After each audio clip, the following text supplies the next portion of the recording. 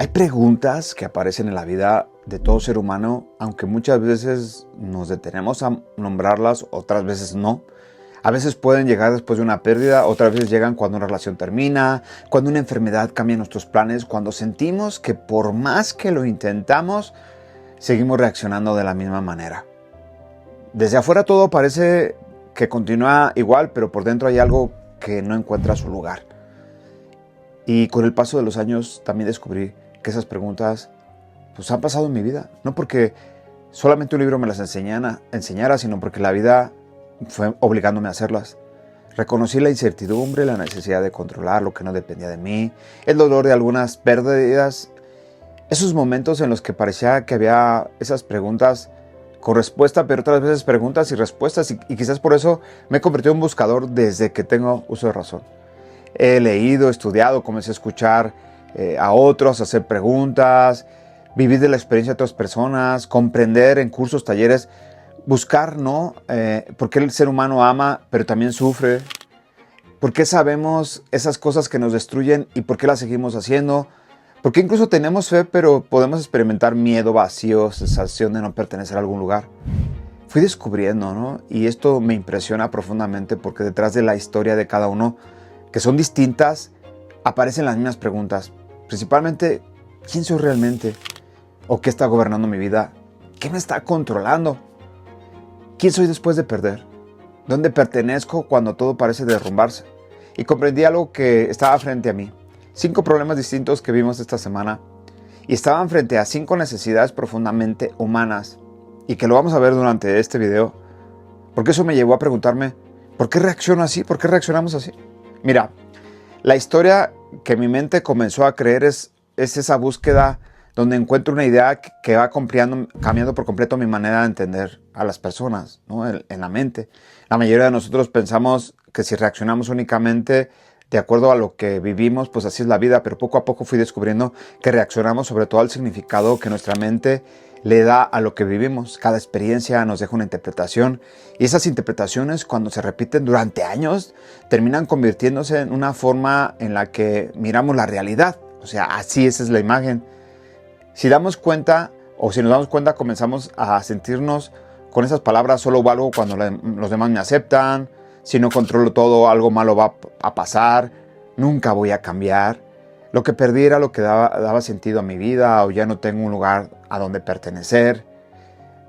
Lo más delicado es que dejamos de ver esas frases como interpretaciones y comenzamos a vivirlas como si fueran verdad, y muchas otras más que se van haciendo. Y entonces vamos reaccionando de acuerdo a eso que pensamos. Por eso hay personas que pueden atravesar una experiencia muy parecida y responder de manera completamente distinta. Porque la experiencia. Y es que no cambia solamente lo que ocurrió, cambia la historia que cada uno aprendió a contarse a sí mismo. Yo cuando entendí esto dejé preguntarme solamente qué me está pasando, ¿no? También me empecé a preguntar algo más profundo. ¿Qué historia aprendí a creer sobre mí? Pero todavía faltaba descubrir algo más, de dónde nacen esas historias. Por eso este tercer punto es que lo que realmente que está ocurriendo es que muchas piezas empiezan a unirse, ¿no? Porque mientras me iba metiendo, iba estudiando, fui descubriendo distintas disciplinas que durante años, como fueron armando el rompecabezas. Por ejemplo, Erickson, cuando lo descubro, nos explica que las grandes tareas del ser humano es construir una identidad sólida, y que si no hay esa identidad, pues hay fragilidad. Muchas decisiones posteriores intentan compensar esa inseguridad. También Bowlby, desde la teoría del apego, nos va mostrando cómo los primeros vínculos dejan una huella profunda en nuestra manera de confiar, en relacionarnos y de acercarnos a Dios. Es muy importante. O Jung ayuda a comprender que algunas heridas repetidas terminan formando esquemas, es decir, formas automáticas de interpretar la realidad, incluso cuando ya no corresponden al presente. Y así vamos viendo, ¿no? Recordando algo que eso profundamente humano, como la vergüenza, y creer que muchas personas que solo o creen que merecen ser amadas cuando demuestran que son suficientes. Y todo esto fue haciendo sentido en mi vida, porque el problema no era solamente el tema de la ansiedad. Muchas veces puede ser ni el control, ni el miedo, ni la pérdida, ni las dudas. Lo que realmente es esa herida que se fue formando y que fui aprendiendo. Y cuando cambia la manera en que uno como persona mira también cambia la manera en que se vive. Y esto es profundamente esperanzador porque comprendo que una herida pues puede explicar a muchas otras, ¿no? Pero no me determina. Y esto quiere decir que entonces, viene una pregunta, si aprendí esta manera de vivir, también puedo aprender diferente. Por eso la neurociencia es muy importante, la plasticidad cerebral. Y la ciencia ha descubierto una respuesta que nos da esperanza, porque si vamos profundizando, mientras voy profundizando en este tema, fui descubriendo, ¿no?, que muchos coinciden, investigadores coinciden. Por ejemplo, Maslow nos recuerda que el ser humano no vive solamente de necesidades materiales, también tiene una necesidad de sentirse valioso, amado, ser parte de una comunidad. Y también con el paso vamos descubriendo que desarrollar las teorías de la pertenencia, pues nos explican que sentirnos en un lugar es más algo que más emocional, ¿no? Es una necesidad fundamental para tener un equilibrio, tener un equilibrio.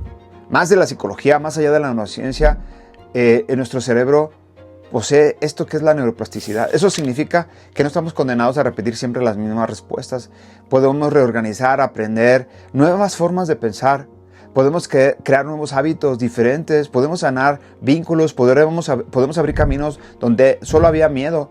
Comprender esto cambia también nuestra manera de mirar a las personas. Porque yo cuando dejé de pensar que alguien era así, y comencé a descubrir que cuando uno encuentra herramientas adecuadas, un buen acompañamiento y decide recorrer un proceso constante, puede transformar profundamente su manera de vivir, todos los seres humanos. A mí la ciencia me ha ayudado mucho a comprender cómo ocurren estos procesos, pero mientras iba avanzando en el camino, aparece una gran pregunta que seguía dando respuestas, ¿no?, a todo esto. Si la ciencia puede enseñarme cómo cambiar la mente, ¿quién puede sanar el anhelo más profundo del corazón humano? Y esa respuesta la fui descubriendo en este camino. Esta última pregunta me acompañó durante mucho tiempo y me ha acompañado durante el resto de mi vida. Es decir, no he dejado de estudiar y buscar respuestas. Y en esa búsqueda, en cada libro, en cada conversación, en cada acompañamiento, en cada etapa, incluso con cada paciente, voy descubriendo, me va ayudando a comprender poco a poco al ser humano, pero también descubro que ninguna disciplina, por valiosa que sea, responde a todas las preguntas. La psicología me ayudó a comprender cómo se forman las heridas y cómo podemos desarrollar nuevas maneras de pensar, sentir, actuar. La experiencia de acompañar a personas me ha confirmado que nadie cambia únicamente porque alguien se lo diga. Tiene que hacerlo, un camino, un cambio que comienza cuando una persona no solamente se siente comprendida, encuentra herramientas concretas y descubre que todavía existe esperanza, sino también pone acción. Y mientras recorría este camino comprendí algo que transformó también mi manera de leer la vida. Sobre todo tomando el Evangelio. Jesús no comienza sobre todo condenando. Primero mira a las personas, después comprende su realidad, las levanta. Descubrí la ciencia y la fe caminan en direcciones juntas y eso me ayudó a comprender mejor cómo funciona la persona de manera integral. Otra de las respuestas, de las preguntas, ¿quién soy? Y a los ojos de Dios, ¿para qué fui creado? Entonces sigo estudiando, aprendiendo y sigo caminando. Y no porque ya tenga todas las respuestas, sino porque cada respuesta va transformando mi propia vida y eso me ayuda para acompañar a otros y compartir a los demás. Es precisamente esa invitación que quiero hacerte, caminar juntos en esta búsqueda, convencidos de comprender nuestra historia, que puede abrir nuevos caminos y permitir que la verdad transforme y que también veamos que podemos cambiar nuestra manera de vivir para siempre, ¿eh? No estamos condenados ni determinados, porque las respuestas comienzan cuando entiendo que no estoy roto. Mientras preparaba este tema, descubrí algo que me hizo cambiar la manera de acompañar a las personas y que lo sigo haciendo. Muchas veces creemos que el problema de nuestra personalidad, pensamos así soy, ¿no?, y nunca voy a cambiar. Pero cuando más me he metido de lleno, comprendo que detrás de todas estas conductas existen heridas aprendidas y formas de adaptarnos que un día intentamos postergar. Y eso no significa justificar lo que hacemos, significa comprender para poder transformar. Ojo, pon mucha atención. Mira, me encanta que Jesús nunca comenzó condenando a las personas. Jesús me encanta que nos comprende, ve nuestras heridas, ve la conducta, ve el corazón. Y creo que también ese es un punto de partida. No etiquetarnos, Jesús no lo hace, no condenarnos, sino aprender a mirar nuestra historia con verdad, con esperanza. Comprender por qué reacciono así y no quedarme atrapado en el pasado. Abrirme la posibilidad de empezar a vivir una manera de vivir diferente. Otro punto que me parece importante y lo que he aprendido es que precisamente cuando acompaño a personas en consulta, en los talleres, en cursos, descubro algo que siempre me conmueve. El ser humano nunca o casi nunca llega diciendo cuál es su verdadera necesidad. Llega diciendo algo muy importante. Tengo ansiedad, no puedo dejar de controlar, mi matrimonio se está rompiendo, perdí a alguien y siento que ya no soy el mismo, la misma, he dejado de creer. Y conforme van avanzando aparecen algo mucho más profundo que a mí me parece muy bueno. No estaban buscando solamente dejar de sufrir, estaban buscando volver a encontrarse consigo mismos. Descubrir que seguí teniendo valor, que seguimos siendo amados, que todavía podemos volver a empezar y que eso también me ha pasado a mí. Hubo momentos en los que pensé que bastaba con entender las cosas para cambiar. Después descubrí que comprender mi historia era apenas el primer paso. También necesitaba aprender nuevas formas de relacionarme, de pensar, de sentir, de vivir. Y por eso creo profundamente que el trabajo psicológico serio es muy bueno, psicología católica, porque esas heridas también nos dan herramientas. Recorremos este camino y juntos en equipo. Otro punto importante es que esta transformación necesita un camino, no solamente de cosas bonitas, ¿no? Un cambio profundo en el día a día, que el cerebro podemos llevarlo, ¿no? a otro nivel. Las emociones pueden aprender otra manera de responder y los pensamientos también pueden reorganizarse. Incluso los vínculos pueden sanar del pasado y los nuevos. Los hábitos pueden cambiar, conmigo mismo también, pero sobre todo necesito un proceso. Porque nadie debe sentirse avergonzado por pedir ayuda. Así como buscamos un médico cuando el cuerpo enferma, también él busca, pues también nosotros, un acompañamiento. Porque las heridas emocionales también necesitan ese acompañamiento. Esas heridas comienzan a dirigir nuestra vida. Y existen los procesos terapéuticos, los cursos, los talleres. No porque alguien esté roto siempre, sino porque todos necesitamos, todos aprender habilidades que muchas veces nadie nos enseñó. Y cuando ese trabajo humano se abre también a la gracia de Dios, el camino se vuelve todavía más profundo. La psicología nos ayuda a comprender cómo cambiar. Cristo nos da la fuerza y el sentido para cambiar, hacer ese cambio. Como ya último punto, lo que el Evangelio, ¿verdad?, nos revela después de recorrer estos 5 puntos del Evangelio, comprendí que Jesús nunca respondió solamente a la conducta de las personas, respondió a las preguntas más profundas del corazón. A Pedro le devolvió su identidad, en esta semana lo vimos. A los discípulos, en medio de la tormenta, les enseñó la paz. No depende del control, ¿no? Al hombre esclavizado le devolvió la libertad, al paralítico le devolvió la dignidad. Y en lugar de, sobre todo lo integró a la comunidad, Tomás, ¿no?, le recordó que nunca había dejado de pertenecer. En esto comprendí que el Evangelio no compite con la psicología, se unen. Siempre estamos así, ¿no? Lo complementa, puede ayudarnos a comprender por qué siento lo que siento, nos enseña herramientas para sanar heridas, para fortalecer mis vínculos y desarrollar nuevas formas de vivir. Sobre todo Jesús viene a esto. Cristo responde a la pregunta que ninguna ciencia puede responder completamente. ¿Quién soy para Dios? Y desde esa respuesta todo comienza a encontrar un nuevo sentido extraordinario en nuestra vida. Por último, te quiero hacer una invitación para seguir caminando, que caminemos juntos. Si hay algún deseo después de esta serie que vimos esta semana, alguna reflexión o te salen preguntas, comenta aquí en el video, ¿no?, este camino de transformación. Si descubres algo que esas heridas están hablando directamente de tu historia, no la recorras solo. Busca ayuda, vamos iniciando juntos un proceso, aprende sobre el mundo emocional, cómo funciona la mente, desarrolla herramientas para que te ayuden a vivir con mayor libertad, lo podemos hacer juntos. Es precisamente el propósito de nuestros cursos, de talleres, de estos videos de psicología católica, con una visión profundamente cristiana, integrando la ciencia, la antropología, la fe, para acompañarnos en un proceso real de crecimiento. Y al mismo tiempo, no olvides que todo este camino encuentra su plenitud cuando abres el corazón a Cristo, porque Él no vino solamente a aliviar sufrimiento, vino a restaurar a la persona completa. Mira la oración de estos 5 momentos y vamos descubriendo poco a poco a comprender nuestra historia. Hagamos momentos de silencio. Dejar que Cristo entre en nuestra historia puede transformar nuestra manera de amar, de esperar y comenzar de nuevo. Y hoy es un día nuevo. Busca ayuda si necesitas en un proceso, en la oración. Busca el encuentro con Dios. Entonces esta serie habrá cumplido su propósito. Creo que esta serie puede reflejar la identidad que has estado construyendo y no termina solamente con un llamado emocional, sino con una invitación especial. La experiencia humana muestra que no estamos solos. La psicología explica, da herramientas y propone propósitos. La comunidad terapéutica ofrece un espacio concreto para caminar en el proceso. Y el Evangelio nos revela pues ese sentido último que recuerda la identidad, la libertad, la dignidad, la pertenencia, el encuentro, la plenitud con Cristo, el orden, todo el rigor, si tú quieres, nos invita a integrarnos de una manera integral, mente, cuerpo y espíritu.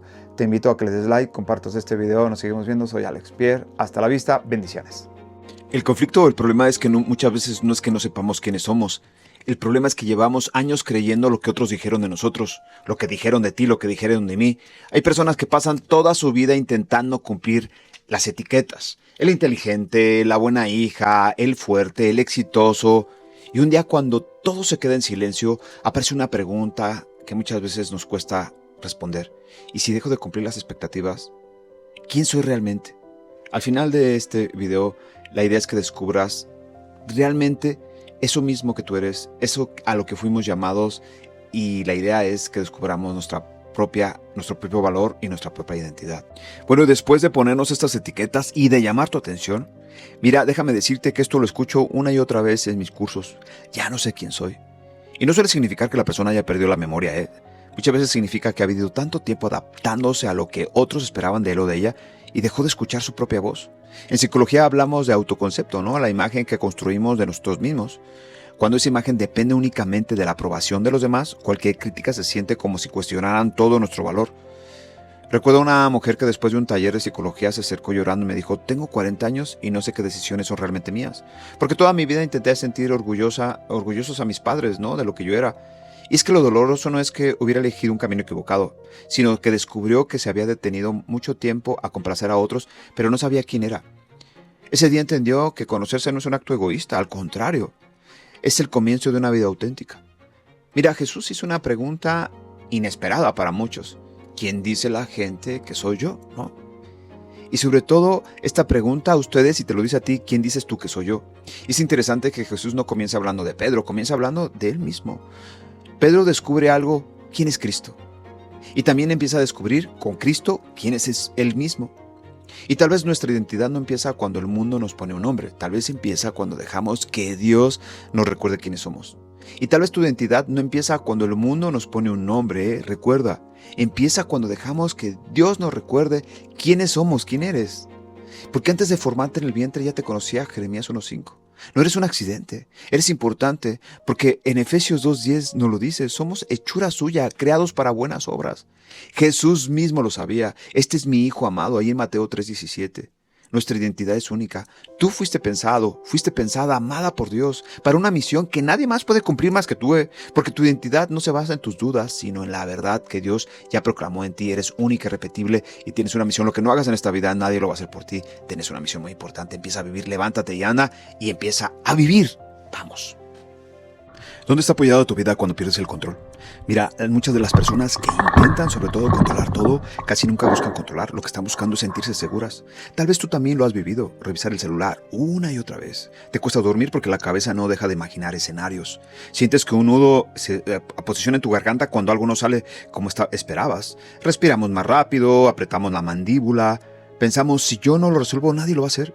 Y vivir así termina agotando cuerpo, mente, corazón, alma. Mira, la psicología del desarrollo con Erickson explicaba que entre el nacimiento y los 18 meses se desarrolla la confianza básica. Descubrir que el mundo es un lugar seguro. Más tarde, Bowlby mostró que esa confianza nace cuando alguien más nos cuida con presencia y constancia, padres, tutores. Esa confianza crece cuando un niño encuentra una presencia estable que lo está cuidando y responde a sus necesidades. Cuando esa seguridad se rompe, el cerebro mantiene activa la amígdala, nuestro sistema de alarma. Entonces intentamos controlar personas, resultados, situaciones para sentirnos protegidos. Y es que el conflicto es que el control nunca produce la paz que estamos buscando. Cuando esa seguridad falta, aprendemos a controlar para sentirnos protegidos. Y es que el control nunca va a lograr reemplazar la confianza. Mira, me recuerdo a un arquitecto que llegó a mi consultorio con el rostro cansado, las manos tensas y tenía una taza de té en la mano. Me dice: es que siento que si dejo de estar al pendiente todo va a salir mal, ¿no? Le pregunté que hace cuánto tiempo había descansado por última vez. En silencio después me respondió: no lo recuerdo. Y ese día descubrió que no estaba cansado solo de trabajar demasiado, estaba agotado porque intentaba sostener un mundo que estuvo no siempre en sus manos. Cuando aprendió a distinguir entre lo que podía cuidar y lo que debía confiar, comenzó a recuperar una paz que tenía años que no experimentaba. Los discípulos de Jesús, mira, ya habían decidido seguir a Jesús, es un hecho. Y cuando llegó la tormenta, cuando iban en la barca, todos gritaban: Señor, sálvanos. Jesús dormía. Entonces Pedro les pregunta: ¿por qué tienen miedo? ¿Todavía tienen poca fe? La palabra fe, pistis, que se traduce como, sí, también fe, pero significa confianza, fidelidad, decisión de apoyar la propia vida en alguien que ha demostrado ser digno de confianza. La pregunta de si es, ¿han caminado conmigo? ¿Todavía creen que tienen que atravesar tormentas solos? Porque Jesús no comienza calmando el mar, primero quiere calmar nuestro corazón. La verdadera paz no nace cuando desaparecen las tormentas, sino cuando descubro que no tengo que atravesarlas solo. Claudio, un santo, Colombiere, creo que se llamaba, mi mayor ocupación será abandonarme completamente en Dios, decía. Es decir, suelta las riendas y entrégaselas a Dios. La paz no aparece cuando todo está bajo control. Aparece cuando descubres que tu vida no depende solamente de tus fuerzas. Por eso la pregunta, ¿qué parte de tu vida sigues intentando controlar? Porque todavía te cuesta creer que Dios está contigo y que no estás caminando solo. Nos vemos mañana en el tercero. Bendiciones. ¿Te ha pasado que prometes cambiar? Sí. Unos días cambias, pero después vuelves a hacer exactamente lo mismo. Te dices que esta vez vas a reaccionar de otra manera, que no vas a discutir, que dejarás de depender de esas personas, que no vas a volver a caer en lo mismo, pero basta una conversación, una crítica, una herida para que vuelvas a reaccionar como siempre. Y aparece una idea muy dolorosa. Así soy, nunca voy a cambiar. Pero si el problema no fuera tu falta de voluntad, porque hay algo detrás de todo esto. Mira, muchas personas creen que repiten los mismos errores porque tienen un mal carácter. Pero la ciencia dice algo diferente. El psiquiatra Jung, creador de la terapia de esquemas, descubrió algo que es muy importante, porque muchas de nuestras reacciones nacen de heridas emocionales que el cerebro convirtió en patrones automáticos de protección que se pueden cambiar. Por eso cuando alguien toca una herida antigua reaccionamos antes de pensar. No siempre decide tu libertad, muchas veces decide aquello que aprendiste, sobre todo sobrevivir. La buena noticia es que esos patrones pueden sanar. Mira, en un viaje que tuve platicando con una persona más o menos de 45 años, maestra de primaria, madre de 2 hijos. Ella estaba convencida que tenía un carácter imposible y decía, siempre termino alejando a las personas que amo, después me arrepiento, les pido perdón, pero vuelvo a hacerlo. Y durante esa plática yo le preguntaba, ¿y cuándo, maestra, recuerda usted haber sentido por primera vez que tenía que defenderse de todos? En silencio y después con lágrimas en los ojos comenzó a decir, recuerdo que desde niña, que sentía que nunca era suficiente. En ese momento descubrió que estaba peleando, pero contra su carácter. Estaba luchando contra una herida que llevaba años tomando decisiones por ella y no por ella misma. Mira a Jesús ahí en Mateo 8, 28, 34. Dice, Jesús llegó a la orilla y todos veían a esos hombres como un problema. Jesús vio algo diferente. Vio personas que podían recuperar su libertad. Es interesante que después del milagro, los habitantes del lugar le dijeron que se marchara. A veces nosotros hacemos lo mismo, queremos que Dios quite el sufrimiento, pero no siempre queremos dejar que entre, ¿no? Que nos transforme, sobre todo aquello que provoca en nuestro interior. Ese pasaje aparece una verdad profundamente humana. La libertad no consiste solamente en hacer lo que queremos, consiste en dejar de estar gobernado. ¿Alguna vez has sentido que una pérdida cambia tu manera en la que te ves a ti mismo? Mira, yo he pasado por momentos en los que sentí que algo importante terminaba, una etapa, un proyecto, una ilusión, y una parte de mí ya no volvía a ser igual. Descubrí lo más difícil no era perder aquello que amaba, sino empezar a preguntarme quién soy ahora. Porque cuando una pérdida toca el corazón, muchas veces también pone en duda nuestra identidad y eso no nos determina. Muchos pensamos que el dolor aparece porque perdemos algo, pero la psicología muestra que el sufrimiento se vuelve más profundo cuando confundimos nuestro valor con aquello que perdimos. La investigadora Brown explica que una de las heridas más silenciosas es creer que solo somos valiosos cuando producimos, cuidamos, logramos o cumplimos expectativas. Y la pérdida entonces deja de ser solo una experiencia y comienza a convertirse en una definición de quien creemos que somos. Mira, en consulta lo he escuchado constantemente, historias distintas, pero todas se interrelacionan. Aquel hombre que dijo, desde que me jubilé, siento que ya no soy útil, o después de la muerte de mi esposo ya no sé quién soy, o mis hijos hicieron su vida y la casa quedó vacía y ahora qué, o perdí mi negocio y siento que fracasé como persona. Desde mi enfermedad ya no sé cómo reconocerme frente al espejo.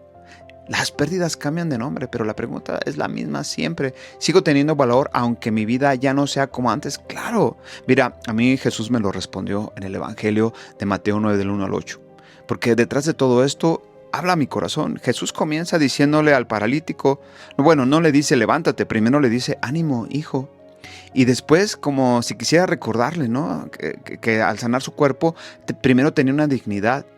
Y después también lo perdona, le pone de pie y finalmente le dice, ve a tu casa, o sea, a tu corazón. Descubro que Jesús también quiere hacer eso con nosotros. Recordarme que ninguna pérdida puede borrar el lugar que tengo en el corazón de Dios, el que tienes en el corazón de Dios. Recordemos esto, no temas, todo se pasa, Dios no se muda, la paciencia todo lo alcanza. Quien a Dios tiene nada le falta, ¿no? Lo que decía Santa Teresa de Jesús. Porque cuando todo parece cambiar, Dios sigue sosteniendo aquello que realmente eres. Es importante que nos quedemos con este final, porque las pérdidas pueden cambiar muchas cosas en tu vida, pero nunca pueden cambiar el amor que Dios te creó, con el que te creó, que te tiene. Cristo viene a devolverte esa esperanza, te recuerda tu dignidad, que no la has perdido, que tienes un lugar en el corazón de Dios, que este corazón de Dios que te ha dado te hace digno de ser amado y que tienes todo el derecho de vivir y de existir. Ánimo, sale adelante. Las pérdidas no nos determinan, solamente son un proceso para seguir caminando y aprendiendo y madurando. Y siempre queda algo bueno de todo esto. Busquemos no el por qué, sino el para qué. Bendiciones, soy Alex. Nos vemos mañana en el número 5. Bye bye. ¿Alguna vez te has preguntado si perteneces a algún lugar, a algún sitio? Yo sí. Me refiero no solamente a una ciudad, a una familia, a un trabajo. Me refiero a esa sensación silenciosa de caminar entre personas y aún así sentir esa sensación de soledad. Estar en una reunión y no pensar, o realmente pensar que nadie te entiende. Eso que llevas por dentro, de atravesar una crisis, una enfermedad, una pérdida y comenzar a creer que ya no encajas en ningún sitio. Y es que mira, cuando la vida duele muchas veces hago exactamente lo mismo que hace Tomás. Me alejo, pienso que no necesito nada, que lo voy a resolverlo todo, dejo de pedir ayuda, dejo de compartir lo que siento y poco a poco aparece una pregunta que casi nadie, o no la hacemos en voz alta, ¿todavía tengo un lugar? Y ahí comienza el verdadero aislamiento.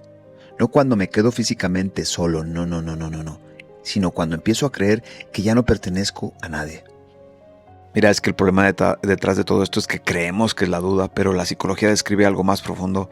La pérdida del sentido de pertenencia es más allá, ¿no? Maslow, de hecho, lo coloca la pertenencia como una necesidad humana fundamental. Roy y Leary dijeron que no es un lujo emocional, es una necesidad psicológica básica. Y cuando se rompe la pertenencia aumenta el aislamiento, la ansiedad, la tristeza, el vacío. Por eso muchas personas no solo dicen tengo dudas, en realidad dicen yo no sé dónde pertenezco. El aislamiento parece aliviar el dolor, pero después lo multiplica, así que no te aísles, busca ayuda. Mira, yo lo he escuchado en cientos de historias, en consultas, talleres, desde que murió mi esposo, mi hijo, hizo su vida, después del divorcio, o cuando perdí mi trabajo, cuando mi hijo enfermó. Pueden cambiar las circunstancias, pero en el fondo perdieron la sensación de pertenecer. Cuando yo medito esto en el Evangelio de Efesios 2 o Juan 20, mira, primero Pablo nos dice, ya no eres extranjero ni forastero, eres miembro de la familia de Dios. En Cristo ya no eres un extraño, tienes un lugar, una familia, una casa. Dice incluso que Cristo es la piedra angular y que todo está bien trabajado, pero tú formas parte de esta construcción, eres esa pieza del rompecabezas, eres parte de esta construcción, tu lugar está ahí. De hecho, Tomás cuando regresa estaba afuera porque negaba que Jesús haya resucitado y cuando regresa Jesús lo integra. De hecho, Tomás dice Señor mío y Dios mío, o sea, lo proclama como Dios y hombre. Mira, la fe es creer lo que no ves, ¿no? La recompensa de esa fe es ver lo que crees, ¿no? Lo decía San Agustín. Pero para poder concluir, Cristo no vino solo a responder mis preguntas, vino a decirme que ya no soy extranjero, que pertenezco a una familia y que mi vida forma parte de una obra mucho más grande. Cuando descubro a dónde pertenezco, la fe también se convierte en una alegría de haber encontrado un lugar. Por eso la pertenencia y la fe están tan abrazadas. Ocupa tu lugar en la historia, tienes un lugar en el rompecabezas de la vida. Formas parte de la familia de Dios, no vivas como huérfano porque tienes una casa y perteneces a Dios. Bendiciones. Nos vemos mañana.